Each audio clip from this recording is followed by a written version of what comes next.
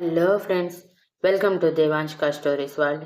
ఇప్పుడు మీరు వినబోతుంది మనసు మాట విందో స్టోరీ నేను 42వ భాగం. నెక్స్ట్ భువనేశ్వరి గారు నెక్స్ట్ సెకండ్ అంటే భువనేశ్వరి గారు కొట్టిన దెబ్బకి ఇప్పటి వరకు వంకర పోయిన మెడ సెట్ అయినట్టు ఒక ఎముక కదిలినట్టు ఫట్ మన్న సౌండ్ వచ్చింది. ఆ దెబ్బతో స్పృహలోకి వచ్చిన సరస్వతి గారు ఏడుస్తూ అమ్మో అమ్మో నన్ను నా కూతుర్ని చంపేస్తున్నారు అంటూ కింద పడి ఏడుస్తూ ఉంటే చిరాకుగా చూశారు ఆవిడ వైపు అందరూ. స్వాతి మాత్రం బెదిరిపోయి అమ్మ అంటూ దగ్గరికి వెళ్తుంటే ఆగక్కడే అని అరిచారు భువనేశ్వరి గారు. ఆవిడ గర్జింపుకి భయంతో ఆపేసిన ఎక్కడికి అడుగు అక్కడే ఆపేసిన స్వాతి భయంగా భువనేశ్వరి గారి వైపు చూస్తుంటే, ఇంకా ఎంతకాలం ఈ అబద్ధాలతో బ్రతుకుతారు? సిగ్గులేదా మీ జన్మకి? మిమ్మల్ని చూస్తుంటే ఇక్కడే చంపించేయాలనిపిస్తుంది. ఏమయ్యా, నువ్వు అసలు మగాడివేనా? పెళ్ళాన్ని కూతుర్ని కొంచెం కూడా అదుపులో పెట్టలేకపోతున్నావా? వాళ్ళ ఇష్టం వచ్చినట్టు నా పెద్ద కోడలి గురించి మాట్లాడుతుంటే గొంతెత్తి మాట్లాడలేకపోతున్నావా? అసలు వీళ్ళని ఇక్కడి వరకు నువ్వు తీసుకురావటమే తప్పు.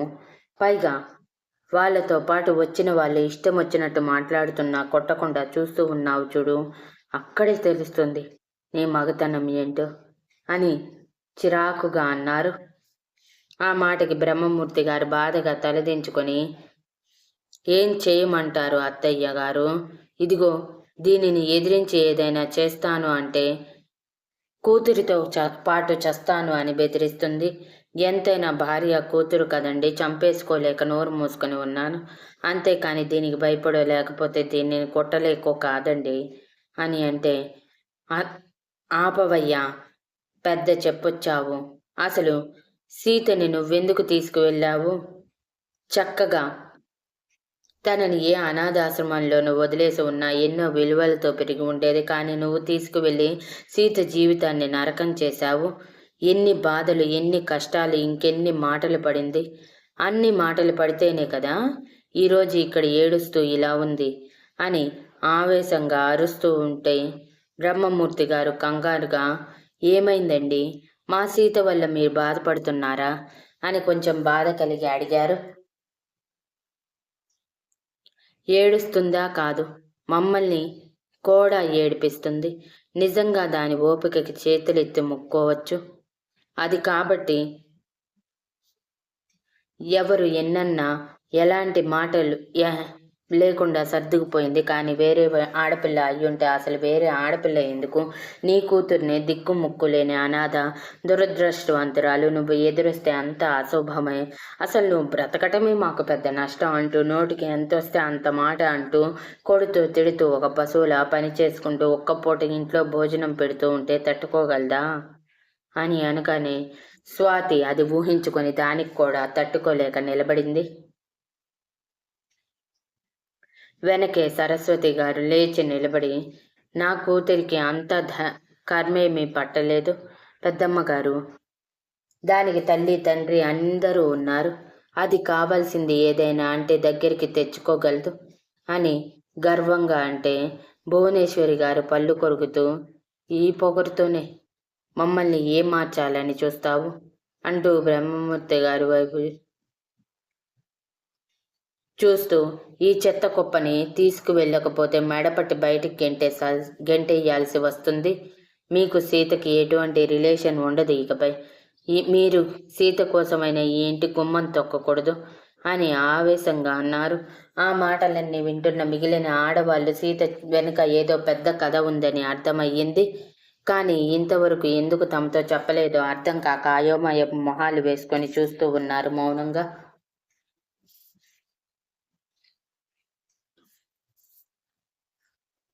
ఇక భువనేశ్వరి గారి మాటలకి కోపం వచ్చిన సరస్వతి గారు, అలా ఎలా గెంటేస్తారండి? నా కూతురికి న్యాయం చేయాలి కదా అని అంటే, ఇంకొక మాట కూతురు న్యాయం అంటూ నోరెత్తావంటే ఇక్కడే పాతి పెట్టేస్తాను. అడగడానికి దిక్కు కూడా లేదు అని వేలు చూపించి గంభీరంగా అరుస్తూ, నీ కూతురు ఇప్పటి వరకు వేరే ఎవరితోనే తిరిగి ఇప్పుడు నా మనవడు కావాలంటూ వచ్చిందా? సిగ్గుసరం లాంటివి ఏమైనా ఉన్నాయా మీ జీవితాలకి? లేకపోతే నిమిషానికి ఒక మగాడిని మార్చే అలవాటు ఉందా? చి, మిమ్మల్ని చూస్తుంటేనే అసహ్యం వేస్తుంది. మీ మధ్య సీత ఎలా పెరిగిందో ఏంటో నాకైతే ఆశ్చర్యం వేస్తుంది. తనకి మీకు నక్కకి నాగలోకానికి ఉన్నంత తేడా ఉంది. నువ్వు నీ కూతుర్ని నీలానే పెంచావు, కానీ సీత అన్ని సద్గుణాలతో ఎంతో సహనంతో పెరిగింది. అందుకే ఈరోజు మా ఇంటి పెద్ద కోడలిగా స్థానం సంపాదించుకుంది అని గర్వంగా అన్నారు. తనని తక్కువ చేస్తూ సీతని పొగడటం ఏమాత్రం నచ్చని స్వాతికి నోరెత్తి మాట్లాడే అవకాశం లేదు. వాళ్ళు చేస్తున్న ప్రతి ఒక్క అవమానం తనలో ఆవేశాన్ని రగిలిస్తూ ప్రతిసారి సీతతో పోలిస్తూ చిన్నప్పటి నుంచి తనతో కంపారిజన్ చేస్తూ ఇలా ఉండాలి అలా ఉండాలి అంటూ చెప్పిన మాటలు పదే పదే గుర్తుకు వస్తూ ఉంటే అసహనం అంతా చేరిపోయింది స్వాతిలో. అదే అసహనంతో మనసులో సీత ఎక్కడికి వచ్చినా ఏం చేస్తున్నా ఆఖరికి నేను చేసుకోబోయే వాడిని నువ్వు చేసుకుని ఈ ఇంటి కోడలి అయినా గొప్ప అంటున్నారే తప్ప నీకు ఆ స్థానాన్ని ఇచ్చిన నన్ను మాత్రం కనీసం పట్టించుకోవటం లేదు. పైగా నన్నే అవమానిస్తారా? ఎంత ధైర్యం వీళ్ళకి! నేను వేసిన భిక్షతో ఈ రోజు నువ్వు ఈ జీవితం గడుపుతున్నావు సీత, కానీ అది వీళ్ళకి అర్థం కావటం లేదు అని పొగరుగా అనుకుంటూ భువనేశ్వరి గారి వైపు చూసి ఏదో మాట్లాడబోయింది. కానీ ఇంతలో సరస్వతి గారే, అది ఒక గంజాయి మొక్క, దాని గురించి గొప్పలు చెప్పకండి. అది ఎక్కడ ఉంటే అక్కడ సర్వనాశనం అయిపోతుంది. అది ఎప్పుడైతే నా ఇంటికి చేరిందో అప్పటి నుంచి నాకు మనశ్శాంతి కరువైంది. నా మొగుడికి ప్రేమ తగ్గిపోయింది. నా కూతురికి ప్రతి ఒక్కటి సెకండ్ ప్లేస్లోకి వచ్చాయి అని ఆవేశంగా అంటుంటే వాళ్ళతో మాట్లాడటం కూడా అనవసరం అన్నట్టు బ్రహ్మమూర్తి గారు వైపు చూస్తూ తీసుకువెళ్తావా గెంటేయమంటావా అన్నట్టు చూశారు భువనేశ్వరి గారు. బ్రహ్మమూర్తి గారు సిగ్గుతో తలదించి సరస్వతి, స్వాతి పదండి అని అంటుంటే ఈసారి ఆయన ఆగకుండా, మీరు ఆగండి అని అంటుంటే ఈసారి ఆయన ఆగకుండా ఆవిడ చెంప మీద కొట్టి, ఇంతవరకు నువ్వేది చేసినా నేను నోరు మూసుకుని ఉన్నాను కదా, సీత విషయంలో అన్యాయం చేయాలని చూస్తే చంపటానికి కూడా వెనకాడను. నిన్ను కూడా స్వాతి గుర్తుంచుకో ఈ విషయం. నాకు మీ ఇద్దరికంటే కూడా సీత జీవితమే ముఖ్యం, అర్థమైందా అంటూ వేలు చూపించి మొదటిసారి ఇద్దరిని ఎదిరిస్తూ పదండి అంటూ చెరువు చేతిలో ఇద్దరిని చేతిని పట్టుకుని లాక్కెళ్ళిపోయారు. వెళ్తూ వెళ్తూ సరస్వతీదేవి గారు మెడ నొప్పి పుడుతున్నా పట్టించుకోకుండా వెనక్కి తిరిగి, ఈ ఇల్లు ఎంత సంతోషంగా ఉంటుందో నేను చూస్తాను. నాకింత అవమానం చేసిన మీరందరూ మట్టి కుట్టుకుపోతారు అని సర్వనాశనం అయిపోతారు. ఏ మనవడి జీవితం కోసమైతే నా కూతురి క్యారెక్టర్ కించపరిచారో ఆ మనవడే కుళ్ళి కుళ్ళి ఏడ్చే రోజులు వస్తాయి. ఆ సీతని మీరందరూ అసహించుకునే రోజులు కూడా వస్తూ ఉంటాయి. చూస్తూ ఉండండి. అసలే నాలుక మీద మచ్చలు కూడా ఉన్నాయి. నేనంటే జరిగిపోతుందని ఎంతోమంది అన్నారు కాబట్టి ఇది కూడా జరిగి తీరుతుంది. మీ ఇంట్లో ఉన్న ప్రతి ఒక్కరి మనశ్శాంతి దూరం అవుతుంది. మిమ్మల్ని అవమానించినందుకు అంతకంత అవమానం పొందుతారు అని ఆవేశంగా అరిచి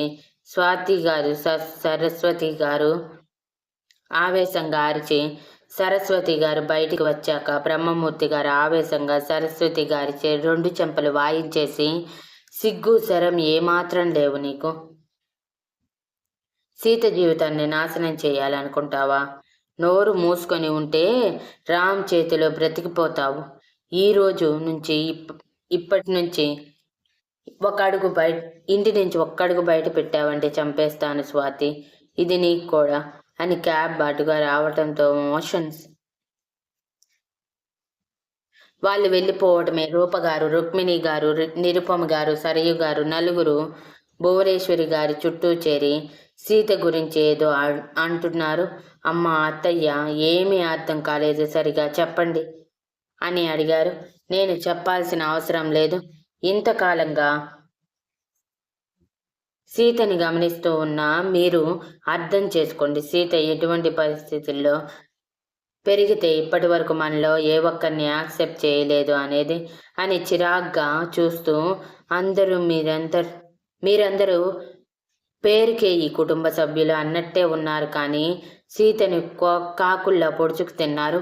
ఆ సరస్వతిలా పుట్టింట్లో ఎలాగో సంతోషం లేదు, ఇక్కడైనా సంతోషం వెతుక్కుందామన్న సైతకి ఆదిలోనే అంతంలా వాళ్ళ మాటలను మనసును పూర్తిగా విరిచేస్తాయి. అందుకే ఈరోజు సీతకి మనసులో ఏ ఒక్కరిని తన బంధంగా ఒప్పుకోవటం లేదు అని చిరాగ్గా చెప్పి టాబ్లెట్స్ వేసుకొని ప్రశాంతంగా కళ్ళు మూసుకున్నారు. సరస్వతి గారి ముందు తన ఆవేశం బయటపడటం ఇష్టం లేక ప్రయాగ్ సొంతంగా మారటం కనిపించింది. కానీ ఆ విషయం రామ్తో చెప్పటం అనవసరం అనుకుని చెప్పకుండా వెళ్ళిపోయారు. మధ్యాహ్నం సమయంలో లంచ్ కోసం పిలిచిన రూపగారితో చాలా సీరియస్గా సరస్వతి స్వాతి వాళ్ళు వచ్చినట్టు నా కన్నయ్యకి కానీ సీతకి కానీ తెలియకూడదు. పొరపాటున తెలిసిందంటే తెలుసు కదా నా గురించి, మిగిలిన వాళ్ళకు కూడా చాలా స్ట్రిక్ట్గా చెప్పండి అని సీరియస్గా చెప్పి ఆఫీస్కి భోజనం తీసుకువెళ్ళాక రూపగారు అదే విషయాన్ని మిగిలిన వాళ్ళందరికీ చెప్పి, జాగ్రత్తగా ఉండండి అత్తయ్య గారు, ఇంత కోపం నేనెప్పుడూ చూడలేదు మీలో, మొదటిసారి ఆవిడ అంత కోపంగా ఉండటం, ఈ సమయంలో ఆవిడ కోపానికి గురవటం కంటే సైలెంట్గా ఉండటం మేలు అని హితబోధ చేసి వాళ్ళ ముగ్గురిని కూడా సైలెంట్ చేయించేశారు. ఈ దెబ్బతో రామ్కి సీతకి స్వాతి వచ్చిన విషయం తెలియదు. బికాజ్ రామ్ ఎప్పుడూ స్వాతి గురించి వదిలేశాడు. తన గురించి తనకు అసలు ఇంపార్టెంట్ కాదని, పైగా తను తెలుసుకున్నంత వరకు ఇక జీవితంలో స్వాతి తన వైపు చూడదన్న నమ్మకంతో ఎప్పుడూ తనని పూర్తిగా వదిలేశాడు. కానీ అదే తన జీవితంలో సరిదిద్దుకోలేని తప్పుగా మారుతుందని ఆ క్షణం రామ్కి తెలియలేదు. ఒకవేళ తెలుసుంటే స్వాతి గురించి తెలిసిన క్షణమే తన శరీరం నుంచి తలని వేరు చేసి మనశ్శాంతిగా ఉండేవాడేమో. ఇక సాయంత్రం ఇంటికి వచ్చిన సీతని పెద్దవాళ్ళందరూ చూస్తూ ఉంటే వాళ్ళ చూపుల బాణాలు వీపుకి శరీరానికి గుచ్చుకుంటూ, ఏంటిది ఈరోజు వీళ్ళందరూ నన్ను ఇంత విచిత్రంగా చూస్తున్నారు, ఏమైనా తేడాగా ఉన్నానా అంటూ తనని తాను పరికించి చూసుకొని, అలాంటిదేమీ లేదు, బాగానే ఉన్నాను కదా, మరి ఇంకెందుకు వీళ్ళందరూ నన్ను ఇలా చూస్తున్నారు అనుకుంటూ భయంతో వణికిపోతూనే రామ్ వెనక రూమ్లోకి వెళ్ళింది. రూమ్లోకి వెళ్ళటమే అప్పటికే రామ్ కొన్న డ్రెస్లన్నీ తన డ్రెస్లుగా మార్చేసుకొని వాటికి రూపాయి కూడా డబ్బులు ఇవ్వకుండా ఫ్రీగా యూజ్ చేసుకుంటూ అప్పుడప్పుడు రామ్ వాటి గురించి ఎత్తితే అల్లరి పట్టించి ఏడిపించి తనకి కావలసింది తీసుకొని తన అల్లరితో సీత అల్లరిని కూడా బయటికి రప్పిస్తూ తన ముందు మాత్రమే అల్లరి చేసే సీతని చూస్తూ ఎంజాయ్ చేస్తున్నాడు. ఇప్పుడు కూడా సీత అదే కబోర్డ్లో నుంచి తనకి కావలసిన ఒక వైట్ డ్రెస్ తీసుకొని చక్కగా ఫ్రెష్ అయి బయటికి వచ్చేసరికి ఫోన్లో మెయిల్స్ చెక్ చేసుకుంటూ ఉన్నాడు రామ్. అది చూసిన సీత ఫోన్ లాగేసి, ముందు వెళ్ళి ఫ్రెష్ అవ్వండి, మీ నాన్నగారు బాబాయ్ గారు మావయ్యలు వచ్చే సమయం అయ్యింది కదా, అందరితో మాట్లాడాలి, పైగా అన్నయ్య కూడా వచ్చే ఉంటాడు అని అనటంతో, నీకు ఈ మధ్య ధైర్యం ఎక్కువైందే, నాకే ఎదురు తిరుగుతున్నావు, ఏదో ఒకరోజు ఉంటుంది నీకు నా చేతిలో అని పళ్ళు బిగించి చెప్పి రెడీ అవ్వటానికి వెళ్ళిపోయాడు. తర్వాత ఎప్పటిలా సీత రెడీ అయి కిందకి వెళ్ళేసరికి పిల్ల బ్యాచ్ అంతా ఉండటంతో వాళ్ళు కూడా ఫ్రెష్ అయ్యి సరదాగా గార్డెన్లోకి వెళ్ళి మాట్లాడుకుంటూ ఉన్నారు. సీతకు కూడా వాళ్ళ మాటలు చాలా నచ్చాయి. రావటమే తన దగ్గరకు వచ్చి గుడ్ ఈవినింగ్ అని చెప్పి తను తెచ్చిన స్నాక్స్ తింటూ కాలేజ్లో జరిగే ప్రతి ఒక్క విషయం చెప్తుంటే వాళ్ళు తనకి చాలా ఇంపార్టెన్స్ ఇస్తున్నారన్న ఆనందం సీతలో చేరింది. పుట్టినప్పటి నుంచి తల్లిదండ్రుల తర్వాత ఎవరూ తనకి అంత ఇంపార్టెన్స్ ఇచ్చింది లేదు. కానీ ఇంటికి వచ్చాక తనని ఒక అద్భుతాన్ని చూసినట్టు చూడటం చేస్తూ ప్రతి ఒక్కటి తనతో చెప్తుంటే చాలా ఆనందం వేసేది. కానీ బయటికి మాత్రం చూపించేది కాదు. ఎందుకో తెలియదు. ఇప్పటికీ కూడా తన మైండ్ సెట్లో రామ్ ఎప్పటికీ తన సొంతం కాదు అన్న విషయమే నాటుకుపోయి ఉండటంతో వాళ్ళతో మాటలు తప్ప బంధుత్వాన్ని మాత్రం పెంచుకోలేదు. సో ఇప్పుడు కూడా అలానే మాట్లాడుకుంటూ ఉంటే, ఎవర్రా మీరందరూ నా పెళ్ళాన్ని లాక్కొస్తున్నారు అంటూ బేస్ వాయిస్లో అడిగాడు రామ్ సీతని వెనక నుంచి హత్తుకున్నట్టే. అన్నయ్య అంటూ చెల్లెళ్ళు, తమ్ముడు, బావ అంటూ మరదలు, మరిది అని లేచి నిలబడి భయంగా చూస్తుంటే రామ్ సైడ్ స్మైల్తో, పర్లేదురా, నేనంటే బాగానే భయం ఉంది. సరే కానీ కాలేజ్ విశేషాలేంటి? మిమ్మల్ని ఎవరూ ఏడిపించట్లేదు కదా? ఏదైనా ఉంటే నాతో చెప్పండి. అంతేకాని మీలో మీరే నలిగిపోకండి అని సీరియస్గా అంటే, అలాగే అన్నయ్య, అలాగే బావ అని అంటూ అందరూ భయం భయంగా అన్నారు. సీత రామ్ని చూడటమే తనని తాను చిరునవ్వుతో లేచి నిలబడి చూస్తూ ఉంది. రహీంని కూడా చిరునవ్వుతో లేచి నిలబడి చూస్తూ ఉంది వాళ్ళ వైపు. సరే అయితే ఏ ప్రాబ్లం లేదు కదా, ఇక పోయి ఇంట్లో ఏడవండి, నా పెళ్ళాన్ని పట్టుకుని వేలాడద్దు అంటూ సీతని తన పక్కకి లాక్కొని, రా సీత అంటూ సీతని తీసుకువెళ్తుంటే వాళ్ళందరూ ఉడుక్కుంటూ చూశారు. ఇదంతా పైన తన బాల్కనీలో నుంచి చూస్తున్న నిషాన్ నవ్వుకుంటూ లోపలికి వెళ్ళిపోయాడు. సీత వెళ్ళిపోయాక స్పందన అందరి వైపు చూస్తూ, సిగ్గులేదు కొంచెం కూడా, అన్నయ్యతో చెప్పొచ్చు కదా వదిన మాతోనే ఉంటుందని అని అంటే, నువ్వు చెప్పలేకపోయావా వదినా అని అంది స్వప్నిక అమాయకంగా. ఏంటే కాంట్రా అంటూ సీరియస్గా చూసింది స్పందన. లేదు లేదు వదిన, నీకు తెలుసు కదా బావ గురించి, మనం ఏదైనా అన్నామంటే ఎంత కోపం వస్తుందో కూడా తెలుసు. అందుకే మీకు నేను ఏమీ మాట్లాడను. కానీ నిన్ను ఏమనడు కదా, నువ్వు అనాల్సింది. ఎప్పుడు మధ్యలో వచ్చేందుకు వదినని తీసుకువెళ్ళిపోతావు అన్నయ్య అంటూ. కానీ నువ్వు ఏమనలేదు అని బుంగమూతి పెట్టుకొని అంటే మిగిలిన వాళ్ళు కూడా వంత పాడారు. స్పందన భయంగా, అమ్మో అన్నయ్యతో మాట్లాడటమే నా వల్ల కానే కాదు.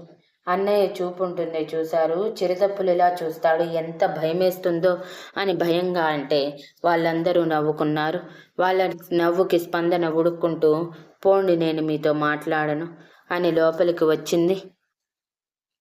అప్పుడే నిషాన్ తన రూమ్ డోర్ ఓపెన్ చేయటం చూసి పరుగు పరుగున నిషాన్ దగ్గరికి వెళ్ళి నిషాన్ని లాక్కుని లోపలికి తీసుకువెళ్ళి డోర్ క్లోజ్ చేసి గోడకి ఆనించేసి, ఏంటి బావా, నా గురించి ఏం ఆలోచించావు?